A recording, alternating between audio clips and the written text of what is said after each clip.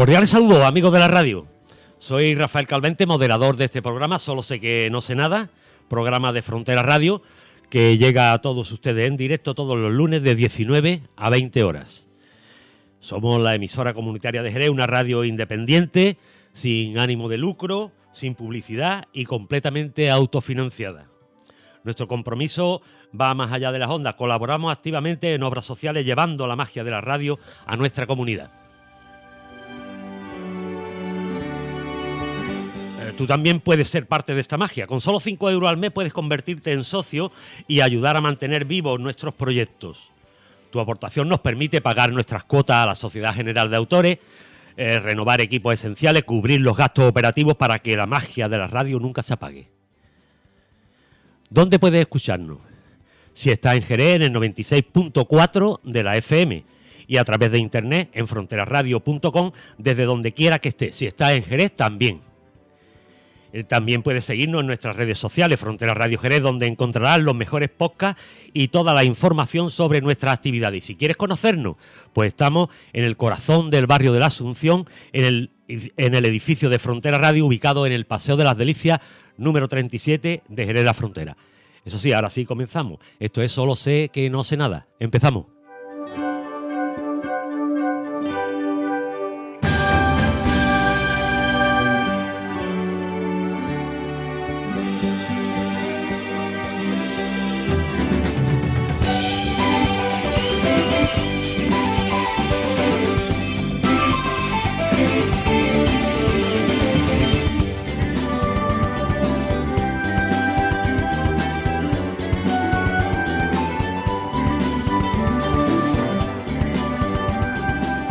Bueno, un lunes más con todos nuestros amigos de la radio.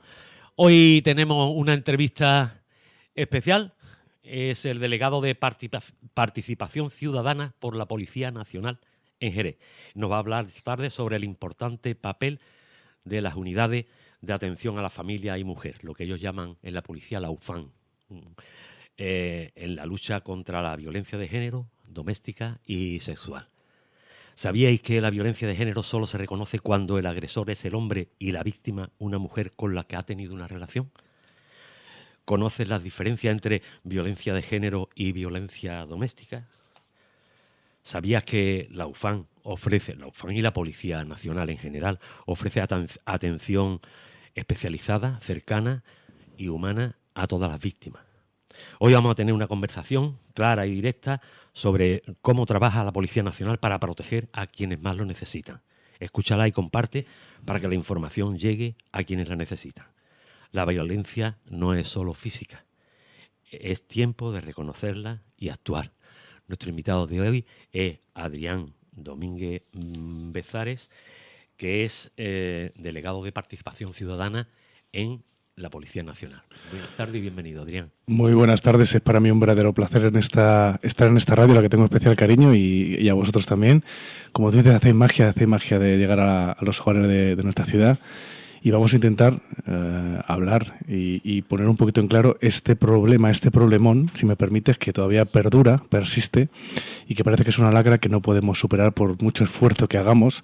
Y si quieres hablamos de todos los servicios que por nuestra parte ofrecemos. Ahora iremos hablando de todo. Además, ya en términos policiales, Adrián es reincidente aquí en la radio. Bueno, para mí es un placer. Ya estuvo. Por cierto, en el último programa, bueno, al final se nos quedan preguntas por hacer porque se nos quedó... hablamos en aquel programa hace aproximadamente como un año por ahí que estuvimos hablando de ciberdelitos, ¿te acuerdas? Sí. Y entonces hay ciberdelitos nuevos desde entonces para acá, porque los delincuentes siguen investigando y buscando por dónde meterse, ¿no? Totalmente. El delincuente, el que no sabe hacer otra cosa que vivir a costa de los demás, que antes extorsionaba, robaba y agredía en la vía pública, muchos de ellos se han dado cuenta que ahora la herramienta más fácil que tienen para... Eso, lo que te digo, vivir a costa de los demás, es Internet. La ciberseguridad, que es un ámbito además en el que yo me estoy especializado, y es muy importante llegar a la ciudadanía, nos afecta a todos. Ten en cuenta que el 40%, ya 40 y pico de los delitos que se cometen, es decir, más del 40% de los disgustos que nos puede llegar a dar un delincuente, lo hace a través de Internet. Bueno, la Delegación de Participación Ciudadana es un ente de la Policía Nacional, un ente municipal. No, nosotros somos parte de la Policía Nacional. La Policía Nacional, ya sabéis que es una entidad estatal. Yo creo que de las pocas que quedan estatales que ofrecemos servicio en todo el territorio nacional, con esa vocación de servicio, de sobre todo trabajar por la seguridad y tranquilidad de todos los ciudadanos, por supuesto, en conjunto con las policías locales de cada ciudad, aquí con los compañeros de la policía local, y atendiendo y afrontando todas esas competencias que tenemos tan grandes, sobre todo, pues eso, de asegurar la tranquilidad y que cada uno pueda vivir y pueda ejercer sus derechos y su libertad en la calle sin ningún tipo de problema y sin ningún tipo de miedo. Digo en la calle cuando digo también los domicilios, porque hoy vamos a hablar de un delito que se comete también, mucho dentro de los domicilios. Sí. Adrián, y ¿cuál es la principal misión de la UFAN? UFAN es Unidad de Atención a la Familia y Mujer. Y ¿Cuál es la principal función? Los compañeros de la UFAN son compañeros especializados. Fijar hasta qué punto hace unos años se llegó a la determinación de que había que crear unidades especializadas en cada comisaría para afrontar esta situación, especializados en recoger denuncias de violencia de género, afrontar la protección de las mujeres cuando llegan a denunciar, gestionar todos los atestados para poner a disposición de los jueces de violencia de género cuando hay este tipo de situaciones, y también llevan todos los delitos que son víctimas los menores y también los delitos en los que los menores son los autores de la acción. Así que tienen un trabajo importante. Y bastante complicado. Fíjate, además hay que decir que la UFAN de Jerez es una de las que porcentualmente tiene más trabajo en toda España. Amamos esta ciudad, pero hay que decir que todos tenemos que ponernos las pilas y ver que la realidad de la violencia de género es muy real aquí, que la incidencia es muy alta. Si quieres hablamos un poquito de ello, y que los compañeros de los Zetas, lo primero, los que están en la calle, a pie del cañón, los que primero llegan a los domicilios, y luego los compañeros de UFAN, que son los que llevan la investigación y redactan todos esos atestados para ponerlo al día siguiente en el despacho, a la mañana siguiente en la mesa del despacho del juez. ¿Desde cuándo estaba funcionando la UFAN en la Policía Nacional? Si no recuerdo mal, desde el año principios de los 2000. Ahí me has pillado, no sé exactamente el año. Bueno, tampoco. Aquí hay algunos invitados que vienen con un móvil y con un montón de cosas, pero yo tengo que decir que Adrián está aquí sin nada. Además, tampoco le vamos a pedir datos exactos y concretos, pero aproximadamente hace 4 años, 5 años. No, mucho más. Fíjate, estamos en el 25, pues hace casi 25 años. Yo creo que fue en el 2000, 2001, cuando se tomó la determinación de que haya grupos de policía judicial especializados en este tipo de delitos, y como digo, los delitos cometidos por menores, que también han ido evolucionando y creciendo exponencialmente en estos últimos 25 años. Es tan grave el problema que incluso hay jueces especializados en violencia de género. Sí, también desde la Judicatura, el Ministerio de Justicia y el Consejo General del Poder Judicial se tomó la determinación de que, efectivamente, como es una incidencia tan alta y una lacra tan importante, se crearon juzgados especializados en el que el titular del juzgado pues es especialista precisamente en afrontar y juzgar o hacer la instrucción, porque muchas veces son delitos graves que pasan a las audiencias provinciales, de este tipo de tipología delictiva. ¿Cuál es el perfil del personal que trabaja en esta unidad especializada? Pues son compañeros y compañeras que están muy formados. Por cierto, ¿hay más hombres que mujeres? Pues mira, yo creo que prácticamente equitativo. Aquí en Jerez, compañeros y compañeras que conforman la UFAN, yo creo que son 50-50. Pues lo primero, evidentemente, tienes que tener un conocimiento específico en el procedimiento penal, en el Código Penal, en llevar a cabo un buen atestado judicial para ponerlo delante del juez, y todo ese trabajo lleva a la Policía Judicial, desde una vigilancia a una detención, en una vía pública o en un domicilio. Pero también, como tú sabes, tener esa especial sensibilidad para afrontar casos muy duros y muy difíciles como ellos tienen que afrontar, mujeres en situaciones muy afectadas y muy duras, que si quieres ahora hablamos del perfil de la víctima y cómo llega a comisaría, y darles ese apoyo, porque nosotros no solo damos el apoyo policial, es que todo está integrado.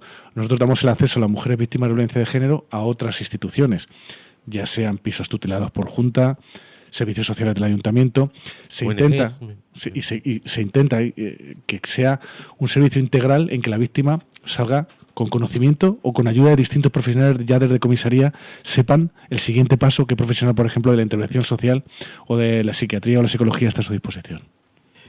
¿Cómo se selecciona este personal? Porque me imagino que el que viene, un nuevo miembro de la Policía Nacional que entre en la comisaría, no lo van a destinar inmediatamente a este sitio tan especialista, ¿no? ¿Cómo se forma y se selecciona a esta gente? Bueno, per se, los grupos de policía judicial, para que todos nuestros oyentes nos entiendan, los compañeros que van de paisano, normalmente no vas a entrar directamente según llegas a la policía. Normalmente tienes que estar unos años en la calle, que yo creo que es la escuela de todo policía y lo que tiene que hacer.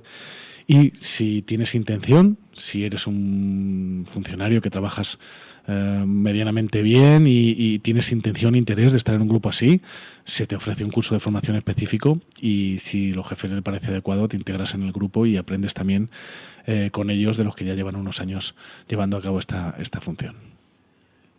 ¿Qué diferencia hay entre la UFAN y otras unidades de la policía? Digamos, son más... Yo he trabajado siempre en correo, entonces habíamos los carteros que repartíamos cartas y los que estaban en otros destinos administrativos, y a estos le decían los carteros de corbata. ¿Hay esa diferencia entre algunas unidades? No, ten en cuenta que la UFAN es un grupo más de policía judicial, como es la UDU, nuestra unidad de delincuencia urbana, que digamos lleva los delitos más de andar por casa, pues el que roba en casas o el que roba en coches, y hay que hacer una investigación. La policía de los compañeros de UFAN son compañeros de un grupo de policía judicial, es decir, llevan la investigación, pero especializados en todo este mundo, en toda esta situación que conlleva la violencia de género, que es también una situación especial y que hay que tener un conocimiento especial. Yo he ido alguna vez a la comisaría de aquí para alguna cosa y la verdad me ha llamado la atención. Yo tengo ya 72 años. Yo he conocido... Parece menos, Rafael. Sí, gracias. Yo he estado cuando estaba la comisaría en la Plaza Silo. He visto muchas cosas, ¿no? Entonces, recientemente he estado en comisaría a presentar alguna denuncia, alguna cosa, y me ha llamado la atención. Había una señorita o una señora que me atendió de maravilla. Tío, yo no me esperaba, quizá porque yo hacía mucho tiempo que no había estado en la comisaría, ¿no? Nada más que para renovar el DNI, y me asombró porque se vino hasta conmigo a la calle porque es que habían robado una ventana del bloque en el que yo vivo, y fui a enseñarle la ventana exactamente cuál era y me atendió estupendamente. Me imagino que entonces... Pues qué alegría que digas eso, porque es nuestra obligación.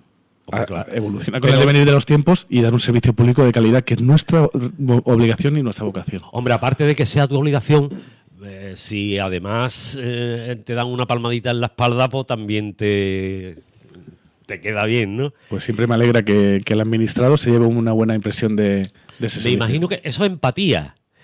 Me imagino que en esta unidad la gente que trabaja ahí y con el trato con las personas violentadas tienen que tener empáticos totalmente, ¿no? Hombre, yo creo que para ciertas profesiones hacen falta ciertas cualidades. Yo creo que para ser un buen policía o una buena policía tienes que ser empático. Evidentemente, mantenerte en tu sitio, ser profesional, pero ser empático y ponerte la piel de esa persona, intentar darle lo mejor, porque el que estás ayudando puede ser mañana, puede ser tú, puede ser, Dios no lo quiera, tu familiar, y pensar que esa persona necesita y merece un trato profesional, sobre todo eso, profesional en todos los sentidos, con lo que esa palabra conlleva, ¿no? ¿Qué diferencia existen entre la violencia de género y la violencia doméstica? Esto tiene que quedar... Todavía hay dudas a ese respecto. Violencia de género y violencia doméstica. Bien, son dos delitos en los que el autor cambia. Es decir, hay un tipo penal, que es el 176, que es para la violencia de género, en el que el autor tiene que ser un varón y en el que la víctima tiene que ser una mujer con la que haya tenido una relación estable, ya sea matrimonio o noviazgo, o haya tenido una relación análoga. Ese es el precepto para ese tipo delictivo. La violencia doméstica es cuando el agresor no es un hombre, puede ser una mujer, un menor, cualquier otro miembro del estamento familiar, y causa pues la agresión en el que la víctima puede en este caso ser un hombre. Ahí cambia, ¿no? Son dos tipos delictivos distintos en lo que prácticamente varía el autor. Varía, en el caso de violencia de género tiene que ser un hombre hacia una mujer, y en violencia de género puede ser cualquier otro actor activo que cometa el delito. ¿Dentro de la familia? Dentro de la familia, correcto. Dentro del ámbito, digamos, familiar, dentro del ámbito afectivo, que no solo familiar, sino todo extensivo a todo el ámbito afectivo de las personas. Adrián, ¿qué tipo de señales de alerta pueden indicar que una mujer está siendo víctima de violencia de género? Mira, muy importante. Y alertas. Pues, o sea, es que la policía sabe un montón. Y nada más que tú ves algo, tiene que haber unos indicios, gestos, actos, algo. Sí, no es fácil, porque muchas veces el agresor de puertas para afuera es un príncipe encantador, una persona muy cordial, muy agradable, en el que parece que tiene una relación fabulosa con su pareja, y de puertas para adentro es un energúmeno y un monstruo. Se dan casos. En otras ocasiones se nota que la mujer es una mujer muy coartada, muy callada, muy afectada. Fijaros que hay que decir que el perfil... Ahora no sé si me adelanto, pero el perfil del agresor de violencia de género es una persona insegura, muy insegura, que eso que le deriva a unos celos patológicos y trata de que su pareja sea el cero absoluto. Es decir, una mujer víctima de violencia de género seguramente haya perdido su entorno social, su agresor también le intentó alejar de su propia familia, y puedes encontrar evidentemente síntomas físicos de agresión, aunque la agresión psicológica puede ser peor, pero suelen ser mujeres muy apocadas, muy calladas, muy dolidas, y que les cuesta expresar porque han sufrido en ocasiones durante años y años y años el trato directo con un varón inseguro y celoso patológico, que lo que hace es tratar de hacerla desvaler absolutamente y siempre apartarla de su entorno familiar y de su entorno social. Dejarla aislada totalmente. Siempre. Fíjate, porque el autor de violencia de género, como ya te digo que el perfil siempre es un hombre inseguro, te iba a decir inmaduro, ¿no? Puede que haya gente con mucha madurez, pero sea muy inseguro. En el 80% han vivido la violencia de género en el seno de su familia cuando eran niños y han asumido esa violencia como algo normal. Entienden a su pareja no como una persona a su lado, sino como algo de su posesión, que tienen que controlar, y sobre todo como son tan celosos de no perder. Ellos son tan inseguros que tienen celos hasta del panadero si su pareja baja a comprar el pan. De hecho, hemos tenido chicas muy jóvenes que prácticamente no han salido de su piso, de su casa, en 15 años. Fíjate lo que nosotros nos encontramos. Víctimas de esa persona que parecía un príncipe azul y que luego se convirtió en un monstruo, fruto de muchas veces de esos celos o de esa cultura que tiene asumida desde pequeño, y la lleva al aislamiento total a su víctima, cuando no a las palizas, cuando no a las agresiones, cuando no desgraciadamente a los asesinatos. ¿Qué es lo primero que ocurre cuando una mujer denuncia a su pareja? Bueno, hay que decir que es una cadena, que unos engranajes que se ponen en marcha. Una interposición de una denuncia no es dejar abandonada a la mujer. En este momento, los compañeros que tienen mucha experiencia hacen una valoración de riesgo. Si ellos valoran que el relato y los indicios son suficientes para indicar que ese varón ha cometido un delito, se le va a detener, sobre todo por protección de la propia mujer. Se va a poner a disposición del juez. Si ella requiere un servicio de ayuda como pisos tutelados para poder salir del domicilio familiar, se le va inmediatamente a hacer la gestión conjunta a Andalucía y con el Ayuntamiento de Jerez, que hacen una labor, ambas instituciones, estupenda, más allá de los colores políticos. Todos los ayuntamientos lo hacen y todas las comunidades autónomas, pero yo conozco y hay que reseñarlo. Y se ponen en marcha otros mecanismos como la Casa de la Mujer, en las que hay asesoramiento psicológico, psiquiátrico si lo necesitan, y otro tipo de engranajes para que esta mujer no quede desvalida y pueda seguir adelante con ese paso que no es fácil muchas veces, porque ya digo que son muchos años de estar bajo la bota de este tipo de personas agresoras. Claro, por supuesto que no debe ser fácil. ¿Y qué apoyo se le puede dar a una mujer que no tiene claro si denunciar o no? Porque me imagino que se os dará ese caso en multitud de ocasiones. Se nos da en muchísimas ocasiones. Se nos da situaciones tan graves. Incluso reincidentes. Sí, hay mujeres que asumen que la culpa es suya, me pega porque me lo merezco. Tienden a tener un síndrome de Estocolmo en el que defienden las acciones de su agresor. Nosotros llegamos a casas en las que evidentemente ella está agredida y lo trata de negar, por poner otro ejemplo. Cada casa, cada familia es un mundo y eso hay que defenderlo. Pero ellas se tienen que saber que el agresor no va a cambiar, que tienen que dar el paso de salir de esa situación de humillación y sometimiento en la que están, que se puede, que hay vida, que hay vida. Fíjate, nosotros que tenemos trato con estas mujeres, porque las derivamos, alguna vez hemos hecho algún curso de defensa personal y nos hemos dado cuenta para ellas, que me gustaría, y te adelanto que voy a intentar volver a ponerlo en marcha con grandes profesionales aquí en Jerez. Más que sepan 4 cositas de defensa personal, fíjate, nosotros nos damos cuenta que ya se les abre el mundo porque hablan con otras mujeres que han vivido lo mismo. Son mujeres, chicas a veces muy jóvenes, otras veces mujeres un poquito más mayores, que han vivido prácticamente aisladas.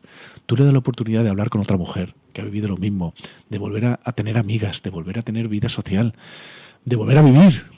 Es que viven una situación que no es vida, y eso hay que tomar la decisión. A ver, no es fácil, pero hay que llenarse de valor y tirar para adelante, que hay un montón de profesionales que van a estar a su lado. ¿Cuáles son los mitos más importantes, habladurías sobre estos casos que se comentan sin fundamento?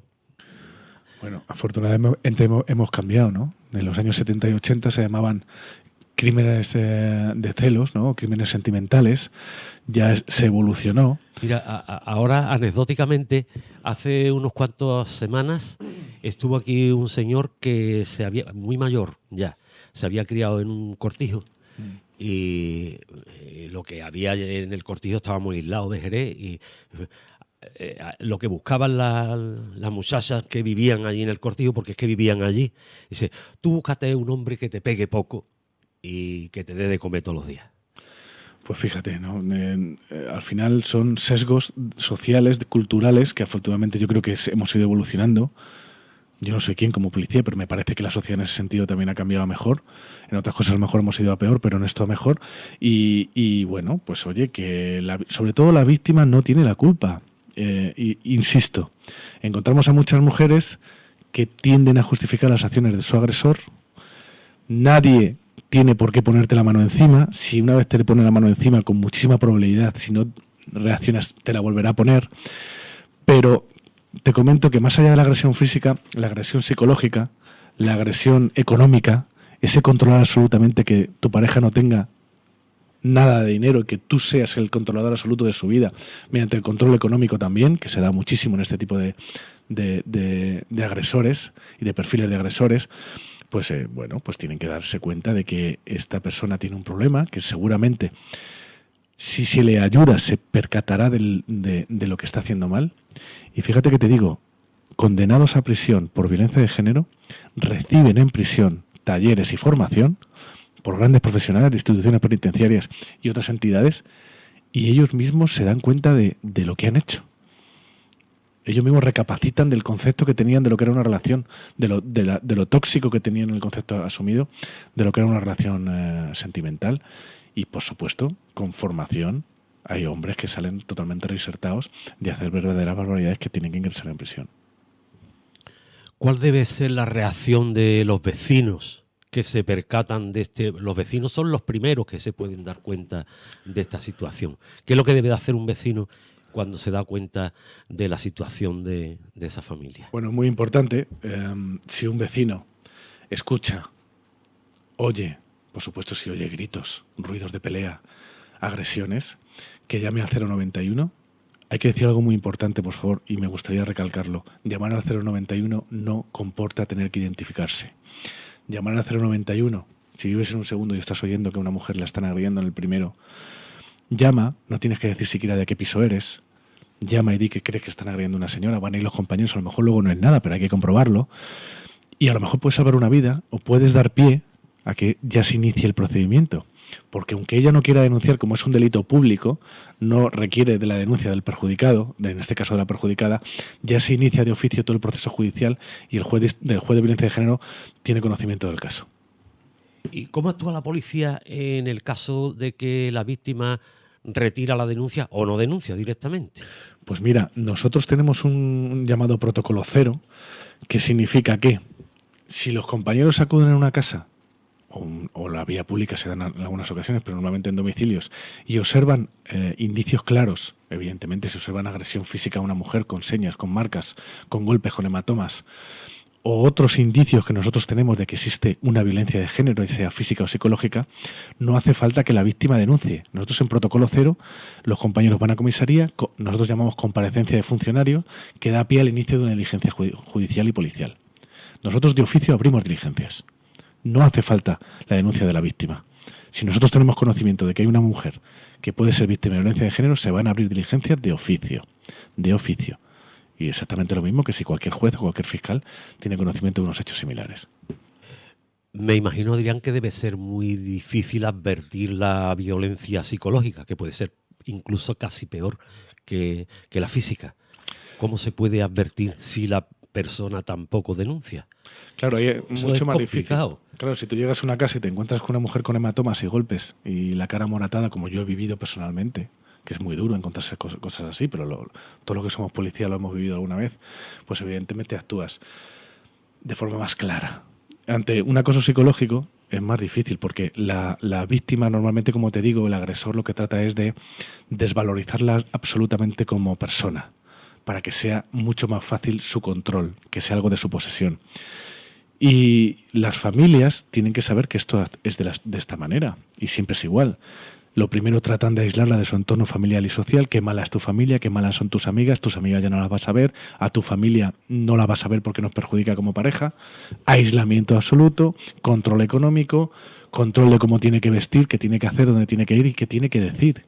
Ese es el control férreo y el maltrato psicológico que también se da. El control del teléfono también, me imagino. Absolutamente. Fíjate, en chicos muy jóvenes y también en mayores, en las herramientas de mensajería instantánea que todos tenemos, WhatsApp, Telegram, se convierten en verdaderas herramientas de control y sumisión de la víctima. ¿Por qué? Por ejemplo, el agresor le pide cada media hora que le envíe la ubicación en tiempo real de dónde está. Fíjate hasta qué punto una aplicación de mensajería instantánea se puede convertir en una herramienta de opresión. Pues eso existe. Y eso hay que percatarse que es un síntoma inequívoco de que esa persona pues no entiende de forma sana lo que es una relación de pareja. Y no sé si lo hablamos antes, no me acuerdo. ¿Está subiendo el índice de violencia de género? Más que nada en Jerez. No quiero que me digas cuánto número de denuncias, si está subiendo, bajando en los últimos tiempos. ¿Cómo estamos? Porque antes a lo mejor no se denunciaba tanto, ahora se denuncia más. A mí nos explique algo de eso. Se mantiene. Hablábamos antes de entrar en antena, el año pasado fueron 40 y pico víctimas, casi una por semana, es una barbaridad, casi una mujer asesinada, que son asesinadas, cuando en otras ocasiones también los más terribles crímenes, que son los crímenes vicarios contra los hijos para hacer daño a las mujeres. También hay al contrario, también hay mujeres que matan a los hijos por hacer daño de forma vicaria a los hombres, que también lo hay. Pero sí, parece ser que es un tema cultural que todos tenemos que trabajar mucho. Hay que trabajar mucho en la juventud, porque parece que hemos tenido un valle en cuanto, digamos, entre las personas que tienen 30, 40 años, pues parece que ha habido un valle en la comisión de estos hechos, pero nos estamos dando cuenta que los chicos muy jóvenes están repitiendo los patrones de antaño. Algo está mal. Hay que trabajar y los profesionales de la docencia hacen una grandísima labor. Nosotros intentamos ayudarles a los institutos, pero ¿qué está pasando para que el joven reproduzca esos patrones de machismo y violencia de género? Pues hay que, entre toda la sociedad, analizarlo y ponerle remedio. Y vamos a hablar un poquito de la violencia doméstica, que ya no de género, ¿no? ¿Cómo actúa la policía? Ya estos casos, hombre, deben tener su complejidad también, ¿no?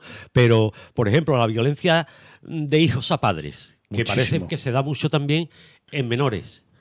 Muchísimo, y eso ocurre muchísimo, fíjate, también yo personalmente lo he vivido, de llegar a una casa, y nos pasa mucho, y esto que sirva como advertencia a navegantes, niños y niñas preadolescentes y adolescentes tan enganchados a Internet, con tanta dependencia ya de Internet, que cuando papá o mamá le dice, oye, déjalo ya, corta ya Internet, ellos, como tienen tal adicción psicológica, reaccionan de forma violenta. Tenemos que ir todas las semanas a alguna casa en Jerez, nosotros o los compañeros de policía local, porque un niño de 12, 13, 14 años está destrozando la casa, rompiendo las puertas. Lo primero que hacen es romper los muebles, levantar la mano a mamá y a papá, llegarles a agredirles.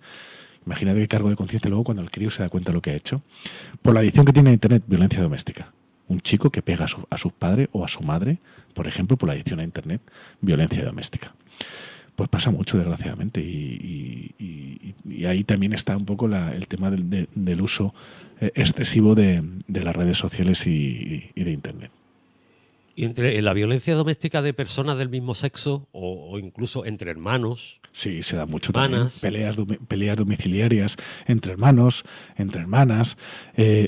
También, aunque menos mujeres que agreden a sus maridos o a sus parejas, también en el domicilio, que también hay mujeres agresivas, también las tenemos que tratar nosotros. También se nos dan este caso, casos. cuando es, perdona mi ignorancia, pero para eso estamos aquí porque no sabemos Claro. nada. Cuando hay una agresión de la mujer hacia el hombre, Violencia doméstica. es violencia doméstica. Si es al revés, es violencia de género. Aunque sean pareja. Aunque sean pareja. Es un tipo penal que hace que el autor tiene que ser precisamente el hombre con una relación afectiva. Esto causó cierta polémica entre la jurisprudencia y los profesionales de la judicatura y los estudiosos, pero el Tribunal Constitucional lo aceptó y de momento es un tipo penal que persiste, ya que el más alto tribunal así lo ha considerado. Puede haber también, habrán dado casos de todo tipo. ¿Hay diferencia entre conflicto y violencia? Bueno, sí, se puede dar un conflicto verbal, puede haber una violencia verbal, puede haber un conflicto larvado, situaciones tensas entre personas que no tienen por qué derivar o estallar en una violencia física o verbal. Pero siempre, normalmente nosotros vemos, y si quieres ahora te hablo del ciclo de la violencia, que el maltratador va cargando sus actitudes. Nosotros lo llamamos el momento de carga de ira o de tensión, que luego siempre va a estallar normalmente en una agresión física. Porque el ciclo de la violencia de género, no sé si quieres que te lo explique, sí, vale. Siempre es igual. El agresor, el maltratador, el machista que agrede a su mujer, siempre tiene hay 3 fases. Una en que va cargando su ira y su malestar con su pareja, fruto muchas veces de su propia inseguridad y sus celos patológicos. Ya empieza a hablarla mal, empiezan los desprecios, empiezan los insultos, empieza el dejarla de lado, va acumulando tensión y en un momento dado salta la agresión. Hay una agresión física, un empujón, un bofetón, un tirón de los pelos o un puñetazo. Luego parece que se arrepiente y pide perdón y vuelve a ser ese príncipe azul que ya conocía, vuelve a ser un tipo encantador, un tipo cercano, le trae flores, pero como en el fondo tiene ese problema él mismo con sus conceptos de relación, vuelve a la primera etapa, que es carga de tensión. Y ese ciclo de la violencia del agresor y el machista se repite siempre en todos los casos, desde personas muy mayores a chicos muy jovencitos. ¿Cómo protege la policía a menores que son víctimas o testigos de este tipo de violencia? Los menores que presencian día a día. Y ellos son víctimas también. El menor también se constituye como víctima del tipo penal de la violencia de género, si ha sido agredido por el padre en una situación de agresión a su madre también. Bueno, pues hay que recoger los indicios en las diligencias, hablar con el juez. Los jueces dan órdenes de alejamiento cautelares contra la pareja y sus hijos en muchas ocasiones. El juez puede quitar hasta 5 años la patria potestad a un varón en el tipo básico, en el tipo agravado más, y usualmente cuando el juez así lo estima y los compañeros han recopilado pruebas suficientes, se dicta una orden de alejamiento. Fíjate, te iba a decir, el mayor número de detenciones que se producen en Jerez, una ciudad como la nuestra de 215.000 habitantes reales, es por quebrantamientos de órdenes de alejamiento, por violencia de género. O sea, este señor ha cometido una agresión, el juez le ha puesto una orden de alejamiento y es que encima la incumple y va a buscarla. Claro, los compañeros van y le detienen. Y entonces ahí el juez no le tiembla. O sea, en el momento que se incumple una orden de alejamiento, es un estás delito, detenido, ¿no? Es un delito de quebrantamiento de orden judicial. Si a ti un juez de instrucción del penal o el que sea te impone una orden de alejamiento, tienes por obligación que cumplirla. En muchas ocasiones sabes que se impone la pulsera telemática, el agresor lleva una tobillera y la agredida o víctima en este caso lleva pues también otro elemento electrónico que si confluye en un espacio salta. Y eso ya es un indicio o una prueba de que se ha incumplido la orden de alejamiento. Y hay que decir que a los jueces no les tiembla la mano en mandar a prisión, El juez, en cuanto que haya un quebrantamiento o 2 como mucho de una orden de alejamiento por violencia de género, directamente manda preventiva. ¿Qué recursos existen para los hombres víctimas de violencia? En el entorno familiar, ya no Sí. digo... Pues mira, no lo sé, ahí me pillas. Imagino, que también ellos como víctimas, ya sean parejas heterosexuales o homosexuales, tienen derecho también, como víctimas, a recibir todo el sistema de apoyo que se ha puesto administrativamente en marcha. ¿Se detecta alguna vez por la policía estos casos cuando no hay denuncia directa y se actúa? Sí, como te digo, son delitos de oficio. ¿Qué significa para todos nuestros oyentes?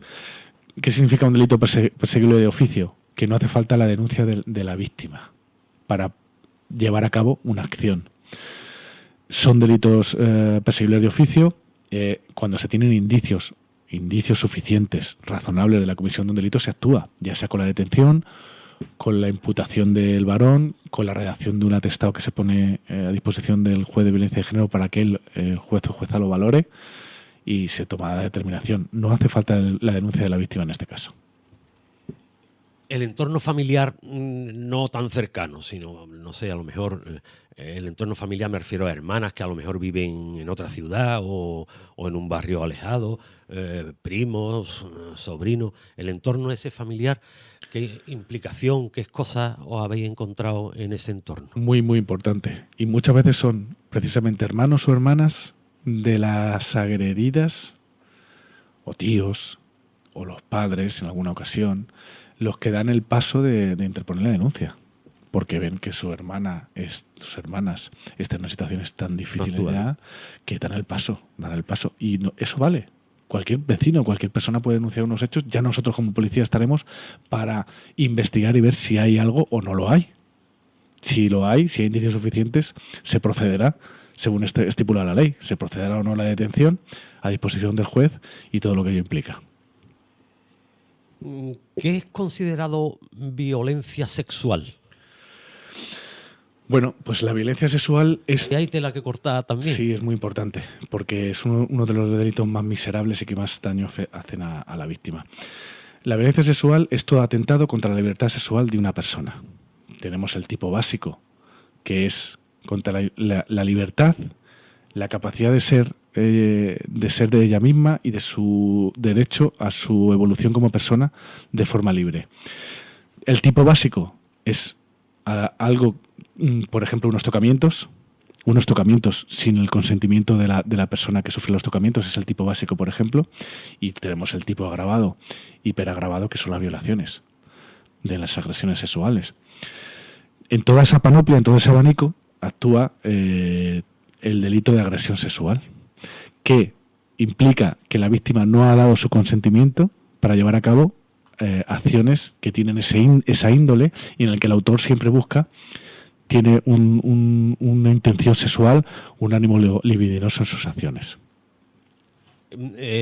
Vamos a hablar un poquito también del acoso, porque también. Hemos dicho antes, el abanico es amplísimo, sí. Porque parece que esto empieza a pensar. Yo cuando me pongo aquí, me pongo a pensar y voy... digo, esto es más largo todavía y más... Fíjate que en la violación si se comete en el seno familiar es un agravante tipificado. La violación a tu mujer o a tu novia o a personas de análoga relación sentimental es un agravante tipificado específicamente como agravante en el delito de agresión sexual agravada, que es la violación, ¿vale? Me ha dicho acoso sexual. Acoso también es otra historia grave que hay que tener muy en cuenta. El acoso se produce cuando una mujer o un hombre, en este caso una mujer o un hombre, sufre en su entorno laboral, profesional y social el acoso por parte de una persona que la solicita mediante coacciones o mediante algún tipo de presión por su condición de superioridad, de que le otorgue favores sexuales a cambio de mantener su puesto de trabajo, a cambio de tener una tranquilidad social, a cambio de no sufrir las coacciones que le mantienen. Eso es el acoso, que se da mucho también, ya digo, que tiene que ser en el entorno social o laboral. Y he visto por ahí que hacéis cosas en la policía para prevenir el acoso escolar con contenido sexual. ¿Cómo hacéis en los colegios? ¿Qué atención recibís de los niños? ¿Cómo le explicáis estas cosas a los niños? pues mi sensación es muy, muy buena. Yo creo que tendrías que preguntar a los profesores, a los docentes, pero yo que soy medio policía, medio profe, porque me tiro la mitad de la semana a los institutos y los colegios, sobre todo los institutos, ya a partir de primero, segundo de la ESO, tercero y cuarto sobre todo, pues hay que hablar con ellos para prevenir estas situaciones, ¿no? Porque como consumen mucho contenido que no es precisamente bueno en cuanto a la adopción de un rol sano en las relaciones, y estoy hablando de música con letras de contenido absolutamente machista y sexista.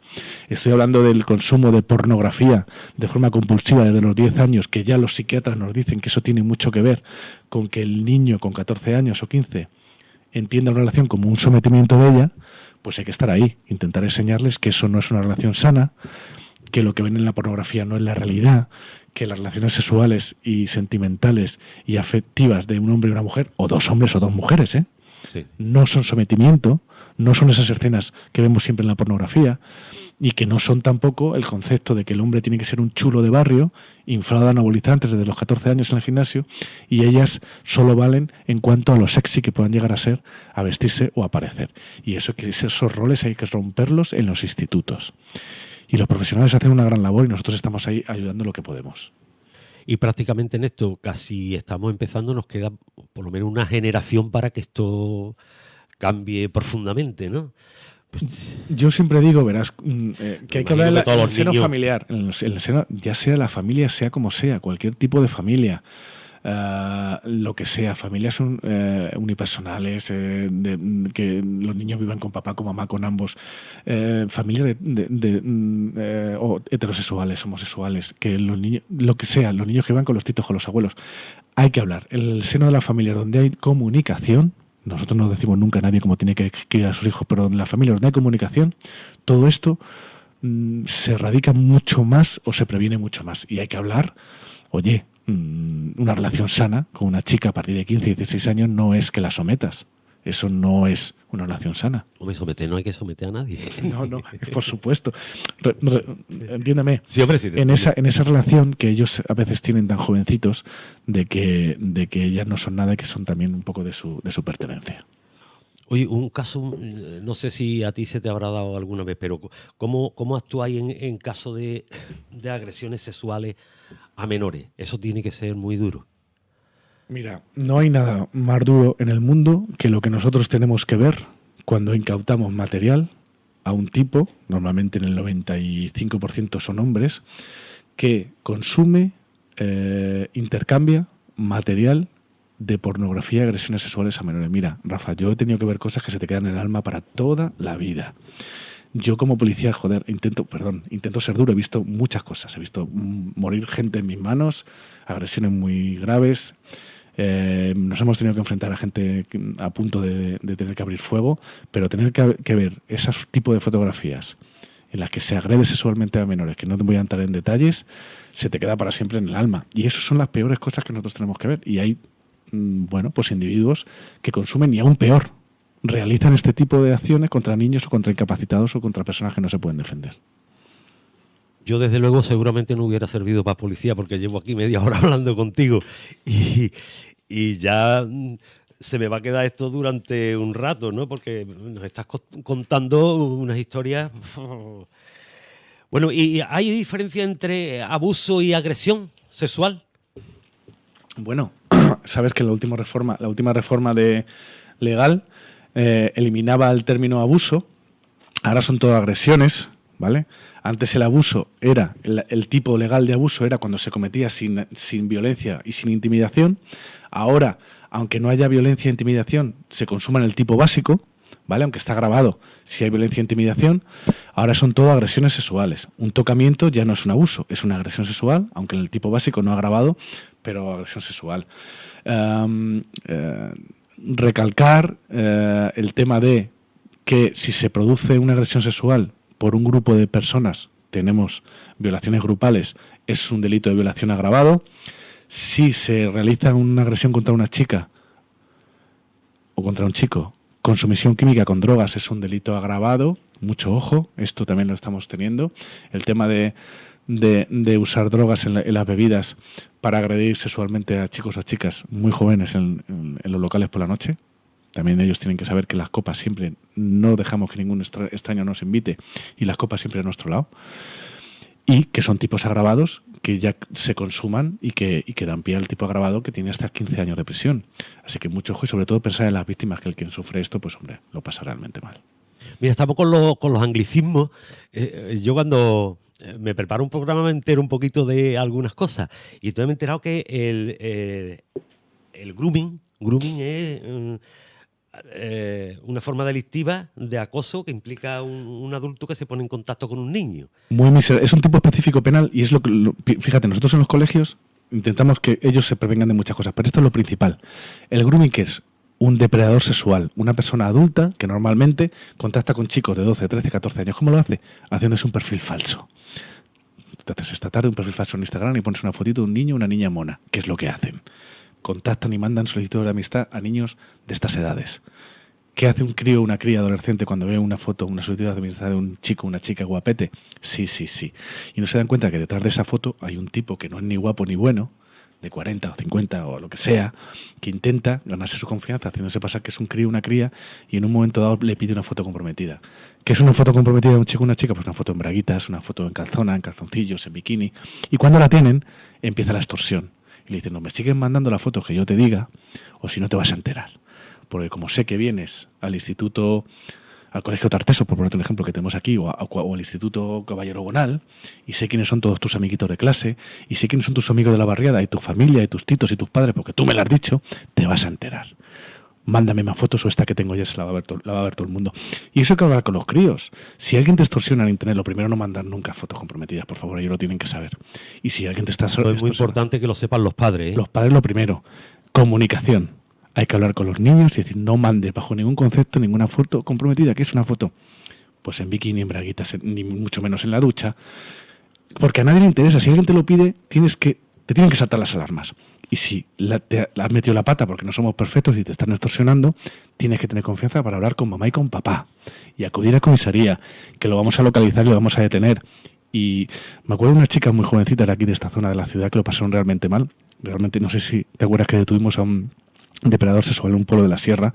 Engañó a 2 chicas de aquí de la zona este de la ciudad. 2 chicas que le mandaron 2 fotitos y estuvieron una semana que no querían salir de la habitación. Imagínate, pobrecitas, de la tensión, de la extorsión de este tipo de individuos, ¿no?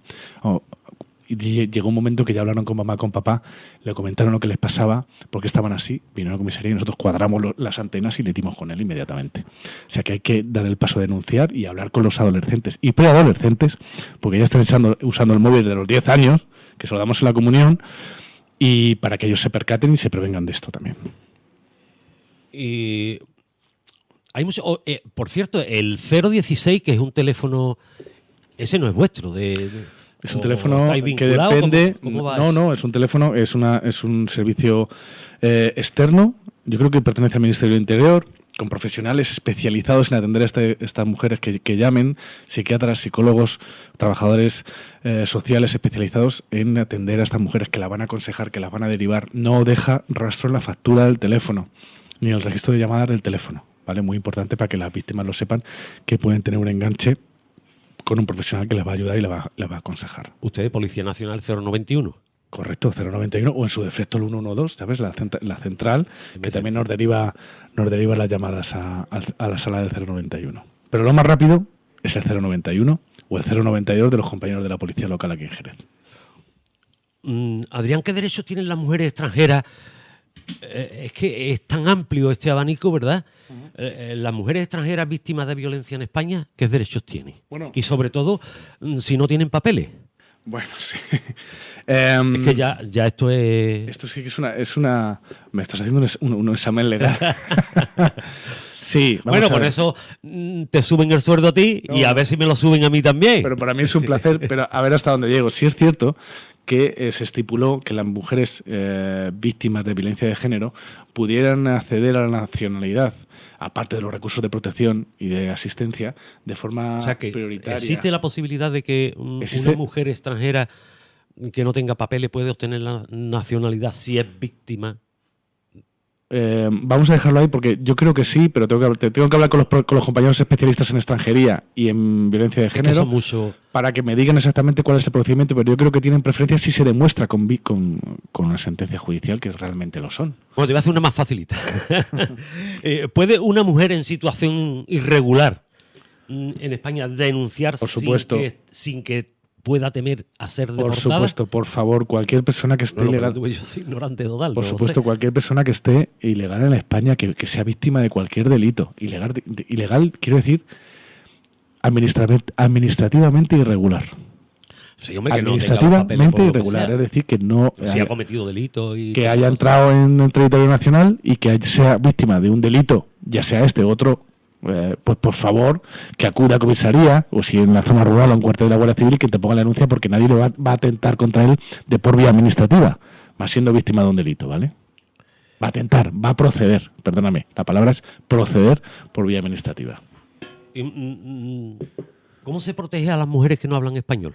Con intérpretes, claro. Nosotros tenemos asignado intérpretes en conjunto, en coordinación con la Administración de Justicia y en este caso de la Junta de Andalucía, que gestiona la Administración de Justicia y del Ministerio de Justicia, en el que podemos acudir a intérprete de una panoplia enorme de idiomas, si tenemos que tratar con cualquier persona en comisaría, ya sea víctima o sea detenido o sea presunto autor de unos hechos delictivos. ¿Hay algún protocolo especial para las víctimas extranjeras? Ya no me refiero a mujeres, sino... No. Se actúa exactamente igual. No hay diferencia entre una mujer extranjera y una mujer con nacionalidad española o europea. Ya sabes que los europeos tenemos todos los mismos derechos en territorio Schengen, en territorio UE, y se va a actuar exactamente igual, sea víctima de territorio europeo Schengen o sea una víctima con una nacionalidad extranjera. Muchas veces la ignorancia te hace pecar de actuar, ¿no? ¿Qué mensaje le darías tú a una mujer extranjera que tiene miedo a denunciar? Pues lo mismo que una mujer española, que hay adelante. Lo has dicho antes perfectamente. Claro, sí. Es que tienen que dar el paso, porque no se puede vivir en esas condiciones que nosotros hemos sido testigos. Pues si eres mujer y además extranjera y no hablas español... Claro, imagínate. El problema se multiplica, claro que se multiplica, pero hay asociaciones, hay intérpretes, hay ONGs que trabajan muy bien o razonablemente bien en la atención y que las acompañan a la comisaría y que siempre va a tener un recurso para dar el paso. ¿Colaboráis con embajada, consulado en estos casos? Me imagino que sí. Sí, los compañeros de la Brigada de Extranjería, que aquí tenemos Brigada de Extranjería y Fronteras, tienen hilo directo, ya sea con el consulado y negociados extranjeros, que tenemos negociados extranjeros aquí también en Jerez, en el que se hace un gran abanico de las gestiones administrativas de las personas extranjeras en territorio español. Así que sí, se tiene contacto, claro. ¿Y con la ONG? También. Bueno, en ese caso... las ONG también hacen una labor. Sí, y hay algunas que hacen una labor fabulosa. Y se me viene a la cabeza, yo qué sé, Plena Inclusión, Cruz Roja, Cáritas, y otras muchas que hacen una grandísima labor. En este caso sí, como responsable de la unidad de participación ciudadana, la unidad en la que yo estoy, tenemos que ser un poco la ventana, el nexo de unión entre la Policía Nacional y el resto de instituciones públicas y privadas, y más con las ONGs con las que tenemos relación, y tenemos mucha relación con Cruz Roja, ya te digo, con Plena Inclusión, con Cáritas, con CEAIM, con Iniciativa Solidaria Jerezana, que hace una grandísima labor en la zona rural.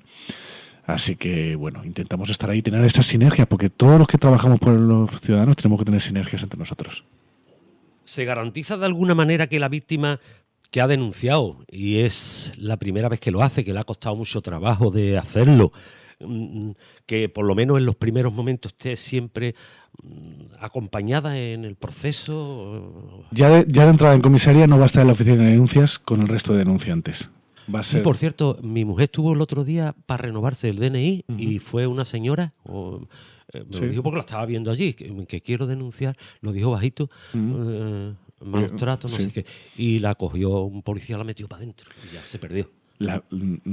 está estipulado que las mujeres que vienen a denunciar casos como este, te estoy diciendo una violencia de género o una agresión sexual o víctimas menores o autores menores, son recibidos directamente en UFAN, que tiene su propia salita de espera, para que no tengan que estar con el resto de personas abajo en la oficina, en la sala de espera de la oficina de denuncias, y son atendidos ya de forma personal, ya en dependencias policiales. Y luego ya se inicia toda la cadena de asistencia, en la que hay otras instituciones, servicios sociales, etcétera, etcétera, etcétera, en la que le informan de todos sus derechos y todos los recursos a los que puede acudir.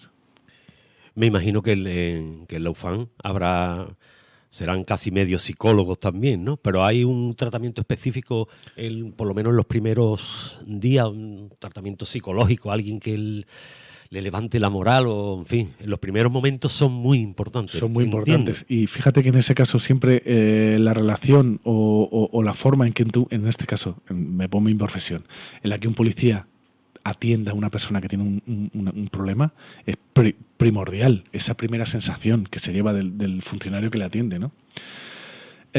Sí, es muy importante. Además, ellos tienen mucha experiencia, tienen muchas tablas y hacen un grandísimo trabajo. Decir que la UFAM no solo hace la investigación de los hechos y lleva a cabo un atestado policial, hace un seguimiento.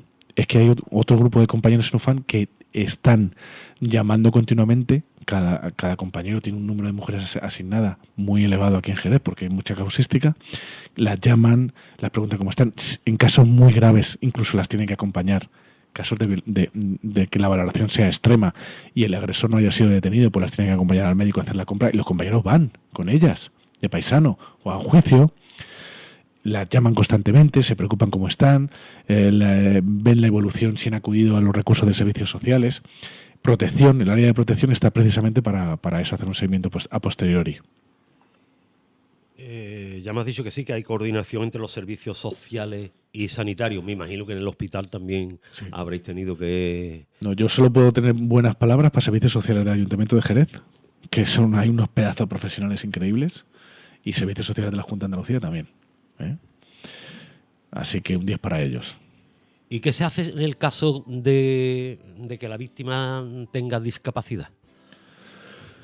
Bueno, pues mira, en este caso, por ejemplo, hay una figura que es la del mediador asistencial, que en este caso lo lleva la ONG Plena Inclusión con un acuerdo que tiene con el Ministerio, para que si hay personas que son víctimas, normalmente cuando son víctimas que tienen pues cualquier dificultad, que necesitan un profesional que esté a su lado para que le explique de forma o más clara, pero nosotros contamos con el especialista de esta ONG, que acude a comisaría también para apoyar también a esta persona en la recepción de la información y hacerla pues desde, pues estamos hablando de personas a lo mejor con niveles cognitivos o intelectuales bajos, o con cualquier otra situación, situaciones de todo el abanico autista, y contar con ellos es muy bueno, y los tenemos ahí para este tipo de situaciones también. ¿Cómo se puede combatir el machismo desde la prevención policial?